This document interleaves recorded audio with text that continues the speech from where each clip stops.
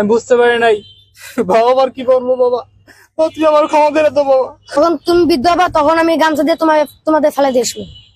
বাবা আপনার কষ্ট হইব না, আপনাদের এই গামছাতে করে আমরা নিয়ে যাবো, ঠিক আছে? ঘরের ভিতরে কুত্তির ভিতরে বইরা জঙ্গলে ফালাই দিয়ে আসি, চলো। তোমার বাপে সারাদিন হাগের মধ্যে খায় লয়, এটা পরিষ্কার করে কে? এই প্রতিদিন বুড়ার কাজ করতে আর ভালো লাগে না। আজকে বাসায় হোক, হয়তো বুড়া থাকবো, হয়তো আমি থাকবো। বাড়িতে যায়া প্রতিদিন বইয়ের জ্ঞানের জ্ঞানের এই কাম কাজ কইরা কথাবার্তা শুনতে কি আর ভালো লাগে?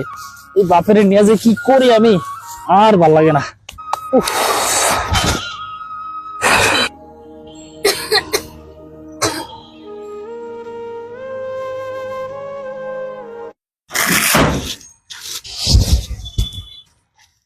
তুমি এতক্ষণে আসার সময় হলো তোমার? তোমার বাপে সারাদিন হাগের মধ্যে খায় লয়, এটা পরিষ্কার করে কে? আমার এত জ্বালা সহ্য না। তোমার বাপে তুমি কি করবা করো, বৃদ্ধাশ্রম ফালাই দিয়ে আসো নাকি মানুষের বাসা তুই আসো, তুমি কি করবা করো, আমি আর ফালতে পারুম না। প্রতিদিন এই এক কি জ্ঞানের জ্ঞানের জ্ঞানের জ্ঞানের ফেনের ফেনের এগুলার ভাল লাগে না। তুমি রাগ হয়ে না তো, আমি একটা ব্যবস্থা করতেছি, আজকে একটা ব্যবস্থা করবো। দাঁড়াও দেখি কি করা যায়, আজকে দুজনে বসবো, বসে একটা ব্যবস্থা করবো। উফ। আচ্ছা তাইলে পুরারে কি করা যায় কও দেখি, আমার তো মাথায় ধরতেছে না। কাম কর, পুরারে রাত্রে কুত্তির ভিতরে বইরা, অন্ধকারের ভিতরে কুত্তির ভিতরে বইরা জঙ্গলে ফালাই দিয়ে আসি, চলো।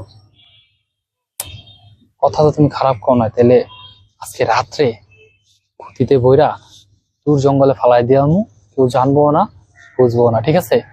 আচ্ছা ঠিক আছে। বাবা আপনি নিয়ে আজকে চলেন এক জায়গায় যাবো।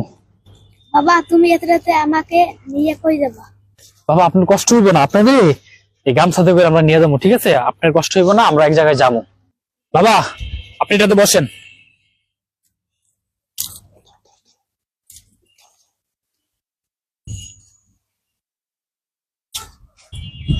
বাবা দাদু ফেলে দেওয়ার সময় গামছাটা আবার নিয়ে এও। বাবা যখন তুমি বৃদ্ধ হবা তখন আমি গামছা দিয়ে তোমাদের ফেলে দিয়ে আসবো। বাবা আমাকে ভুলে গেছে বাবা, তুমি আমার ক্ষমা করে দেবো বাবা, আমি বুঝতে পারি নাই বাবা, আবার কি করবো বাবা, তুই আমার ক্ষমা করে দেবো বাবা, ক্ষমা করে দেবো। একটা কথা সবসময় মনে রাখবেন, আজকে আপনি আপনার বাবা মায়ের সাথে যেরকম ব্যবহার করছেন, ঠিক ব্যবহারটা আপনি বৃদ্ধ হলে আপনার সন্তানও আপনার সাথে একই ব্যবহার করবে। প্রতিটা সন্তান যদি এই জিনিসটা বুঝতো, তাহলে এই বাংলাদেশ কিংবা পুরো বিশ্বে বৃদ্ধাশ্রমের কোনো প্রয়োজন হতো না।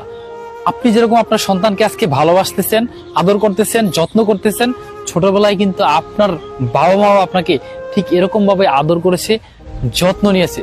সুতরাং সব সময় বাবা মায়ের প্রতি সদয় হন। আর ভিডিওটি যদি ভালো লাগে, বাবা মাকে যদি ভালোবেসে থাকেন, তাহলে অবশ্যই ভিডিওটি শেয়ার করবেন।